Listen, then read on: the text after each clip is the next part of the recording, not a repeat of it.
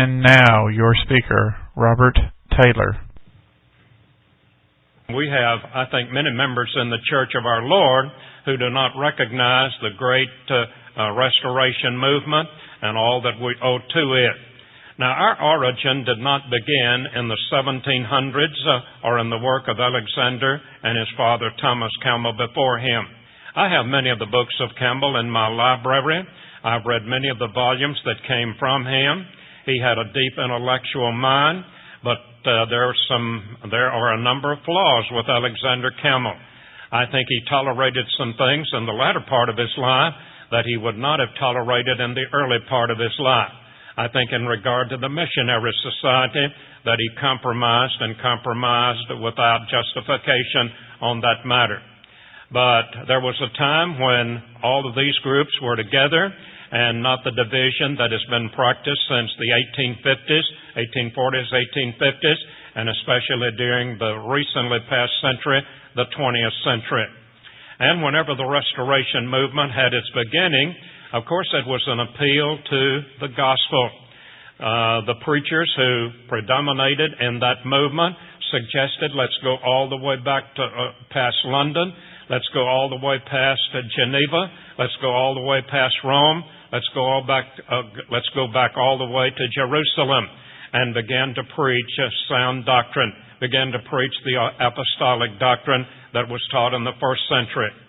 A statement that I've often made in regard to the Restoration plea is this, that if we hear, preach, believe, and obey the same things now that they heard, preached, and obeyed in the first century, then we will become now exactly what they were then.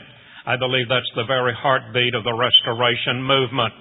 And when this movement had its beginning and the motivation of it began to spread abroad, people found it to be attractive, especially those who were interested in discarding human creeds and turning their back upon humanly begun organizations and wanting to go back to the Bible, wanting to do exactly what Isaiah suggested in Isaiah 8 and 20, to the law and to the testimony. If they speak not according to this word, it is because there is no light in them. Wanting to do the very same thing that Isaiah counseled in Isaiah 34:16. Seek ye out of the book of the Lord and read. Wanting to do the same thing that Jesus had in mind when he suggested in the form of a question, what is written in the law? How readest thou? Luke the 10th chapter, 25 and 26. Seeking to do the same thing that Peter inculcated when he said, if any man speak, let him speak as the oracles of God. And many people found that to be appealing. They found it to be very attractive. And many people believed and obeyed that. They simply obeyed the same plan that people did in the first century. And they became exactly then, in the 1800s, what people became and remained in the first century. But lo and behold, the unity of the Spirit that prevailed for a number of years was to be broken. And especially there were two wedges that were driven into the movement. One of these, the Missionary Society, and the other, mechanical music and worship. Now sometimes people have the impression that about the only difference between the Christian church and churches of Christ is in the matter of mechanical music and worship. Well, that's one of the major differences, but that's not all the differences as well, as I point out in the discussion of these three groups especially. In regard to a study of these three groups, especially in regard to the Missionary Society, which we've already opposed, in regard to mechanical music, which we've already opposed, I want to relate a little story that Brother B.C. Goodpastor told me a number of years ago. He told me upon one occasion that when he was a very young preacher, he became acquainted with one of the older preachers. And this older preacher had been an acquaintance of Talbert Fanning. Brother Fanning was one of the good and great preachers in Tennessee, lived in the Nashville area, and was instrumental in getting many people to adopt the principles of obedience to the gospel. But when Campbell, after he had been elected to become president of the Missionary Society, and the next time that Alexander Campbell came to Nashville, Tennessee to preach, Talbert Fanning met him.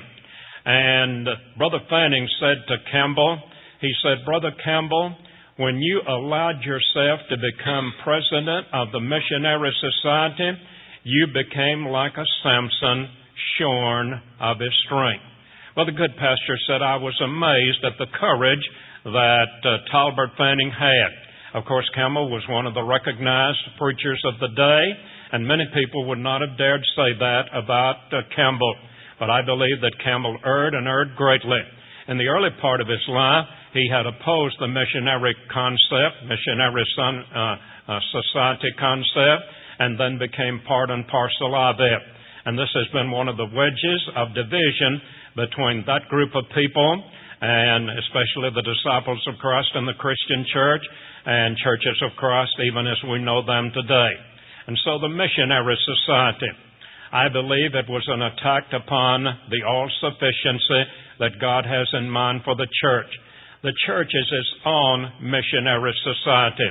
And when the local congregation does its work, then, of course, that's the evangelistic work. That's the evangelistic outreach of the arm of New Testament Christianity. But this was going to be a very divisive thing as far as these people were concerned. And then the other, mechanical music. Now, the Missionary Society came in about 1848, 1849.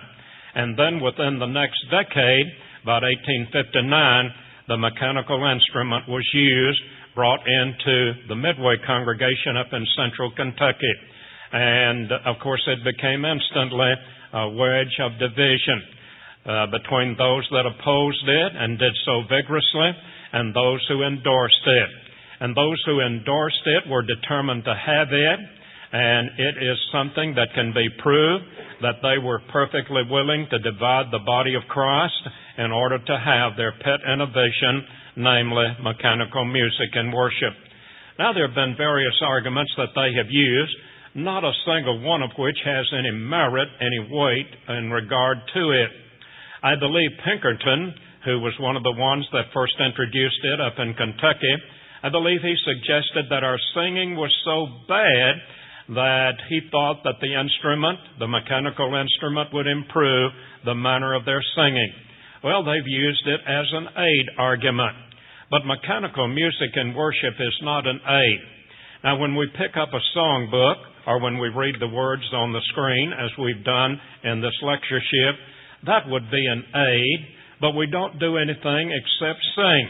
Whether we're opening a hymnal or whether we're looking on the screen back of me and sing, we are not doing something in addition to singing. That's what is called a real aid. Or when the song director maybe uses a pitch pipe or something along that line to get the correct pitch with which to begin the song. That's an aid to arriving at the right and the proper pitch. That's not an addition to our worship. And when he begins to sing, as someone has suggested, the pitch pipe has enough sense to stay silent. And that's not true with the piano, and that's not true with the organ.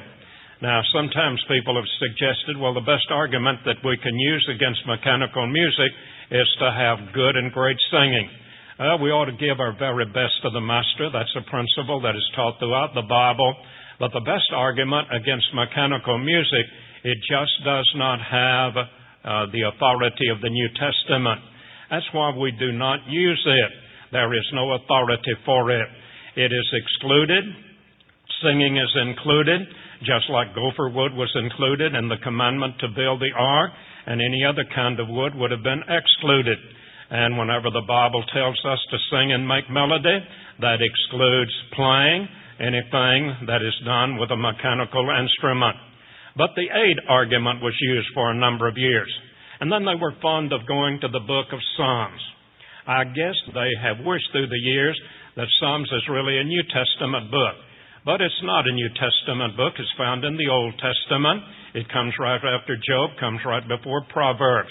It's a part of the poetic literature of the Old Testament. And even though there are various references to instruments in the book of Psalms, that does not give us authority for their usage at all.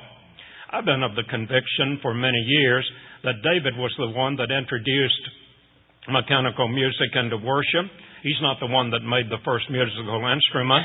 We read about that individual in the early part of the book of Genesis, the 4th chapter. But the Bible tells us in Amos the 6th chapter, woe unto them that invented themselves instruments of music like unto David. And I believe that the prophet of God is sounding out against David's innovation along that line. I think it's something like 2 or 3 other items in the Old Testament. God tolerated it, but without His divine approval.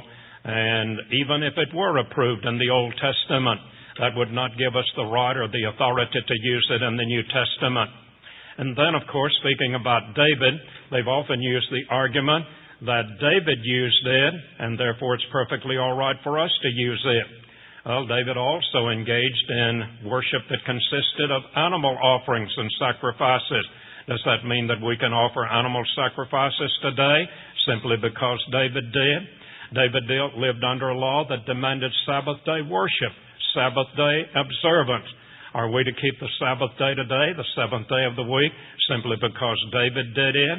David did a number of things under the system under which he lived that are not authorized for any of us to do under Christ and Christianity. But I don't believe people really use it because David did. Christian church uses it. They like it. That's exactly why the disciples of Christ use it. They like it. But they've used the solo argument. This is an appeal to a Greek argument trying to put the piano or the organ into the word solo. And we're told the object that is to be soloed, namely the human heart, the chords of the human heart.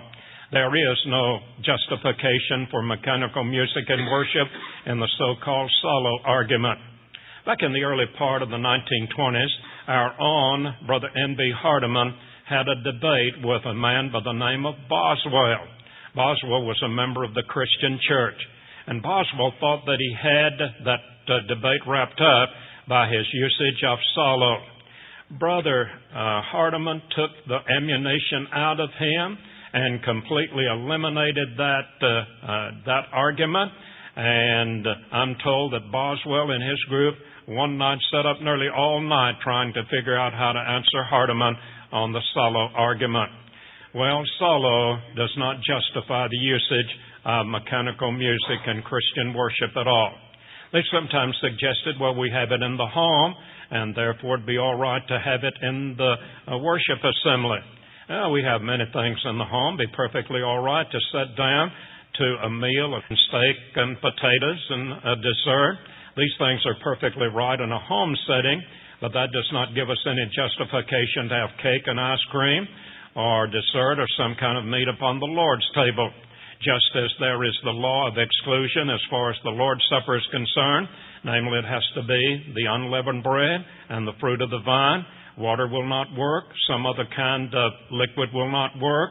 Some other kind of bread, like hot dog buns or hamburger buns, will not work for the bread part of the Lord's Supper. We have the law of inclusion. We have the law of exclusion. And the same is true with the kind of music that God desires. Sometimes people will say, oh, you're the people that do not believe in any kind of music. It's not really true. We do believe in music. We do not believe in the generic usage of it. We believe in the specific, namely vocal music. And we have to be a little bit more precise today because whistling is made with a human voice and yodeling is made with a human voice, but these will not meet the demands of singing and making melody in your heart to the Lord. By means of our singing, we teach and admonish one another. And so this argument that simply it's in the home and therefore can be right in the church assembly of worship, that just will not work at all. And then again, they've used, well, we read about it in heaven. It is perfectly all right to use it in the church. Brother Marshall Keeble used to say, I can read in the book of Revelation how there'll be a white horse in heaven, but that doesn't prove that we ought to have white horses in the assembly of the saints. Brother Keeble was a great and good preacher of the gospel and knew how to eliminate error and did it so very effectively. And more recently, they've just simply suggested, well, we don't need any authority for it. And that just endorses its usage as far as they're concerned. But that's where one of the major differences between us and the Christian church is concerned. Namely, we believe that there has to be authority for what we do in Christian worship, and they do not believe that there has to be authority. A number of years ago, I became acquainted with an older preacher, a man by the name of R.V. Cawthon. Had been a close friend in earlier days with David Lipscomb and a close friend to E.A. Elam, and he had led singing for T.B. Larrimore, and so he traveled among many of the great preachers of that day. In fact, he had gone to school at the old Nashville Bible School and sat under the feet of Brother David Lipscomb. Around the turn of the century, around 1900 or 1905, when he was still a young preacher, he received an invitation to come and speak for one of the Christian churches in Nashville. Being still young and rather inexperienced, he did not know exactly what to do with this invitation. So he decided to go to his old friend, Brother David Lipscomb. He said, "Brother Lipscomb, I've been invited by one of the Christian churches in Nashville to come and preach. What counsel or what advice do you give me?" And Brother Lipscomb said, "Brother Cawthon, go and preach the gospel and you'll never be invited again." He said, "I did and I wasn't." He went and just preached the truth and he never was invited again. And if Rubel Shelley had followed that, and if Mike Cope had followed that, and if Randy Harris had followed that when they have gone and preached to Christian churches, disciples of Christ, if they had gone and preached the whole truth and nothing but the truth, I do not believe that they would have received a second or third invitation to come. I think men like that could learn a lot from older preachers like Brother Cawthon, who determined that he was going to preach the gospel regardless of the circumstances in which he found himself. But mechanical music is without any kind of authorization in the New Testament at all. And of all things, we're having to fight that battle again. But the disciples of Christ, they have become more and more liberal all of the way.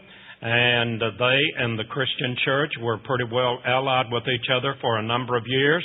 And then they got so liberal that there was a parting of the ways between the disciples of Christ and the Christian church.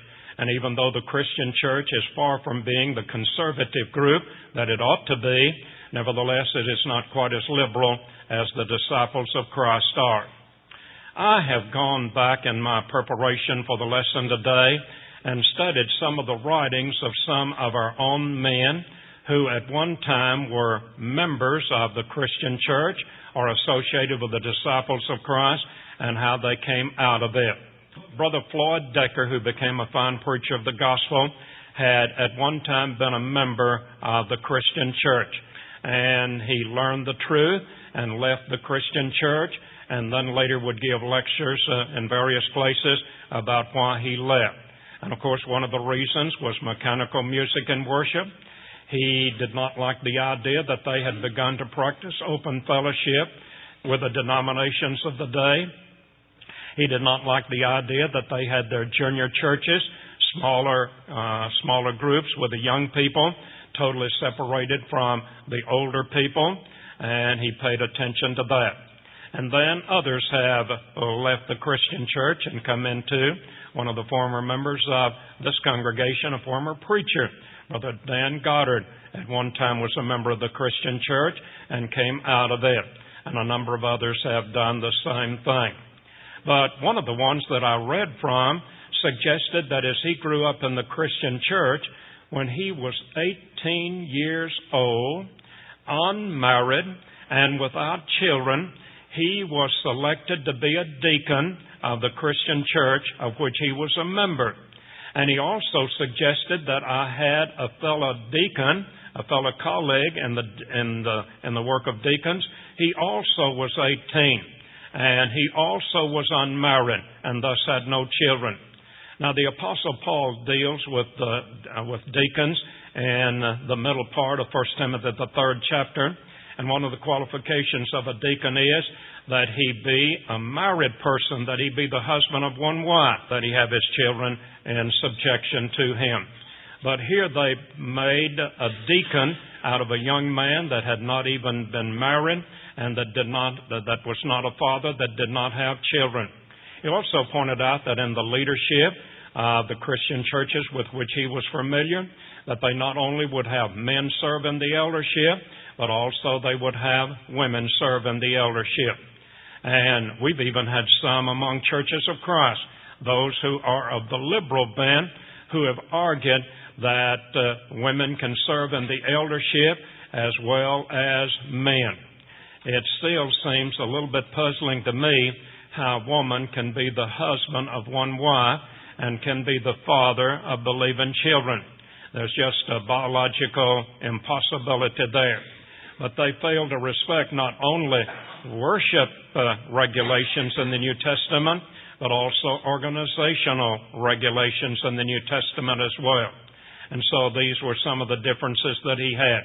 He also suggested that as a young deacon and the other young deacon, the two of them, that they were given the responsibility of working with the other denominations in town when they would have their Easter services, when they would have their Christmas observances, when they would have their cantatas and things of that kind. And that shows how far afield the Christian church has gone in matters along this line. And so the disciples of Christ are far afield from where we stand in churches of Christ. And the Christian church stands far afield from where we stand in churches of Christ. Back in the 1930s, and maybe even in the 1920s, there were some unity movements that were held between one of our preachers, Whitty, who lived up in the Detroit area, and a man by the name of Murch, who was connected with a Christian church. And they would meet together, and it was their plan to try to get the two groups in cooperation with each other. Well, they had a great meeting up in Indianapolis, and Brother B.C. Goodpastor was asked to come and address both groups of people. He asked Brother H. Leo Bowles to come and speak in his place. And Brother H. Leo Bowles drove up from Nashville to Indianapolis, and for close to an hour and a half, he drew the major differences between churches of Christ and the Christian church.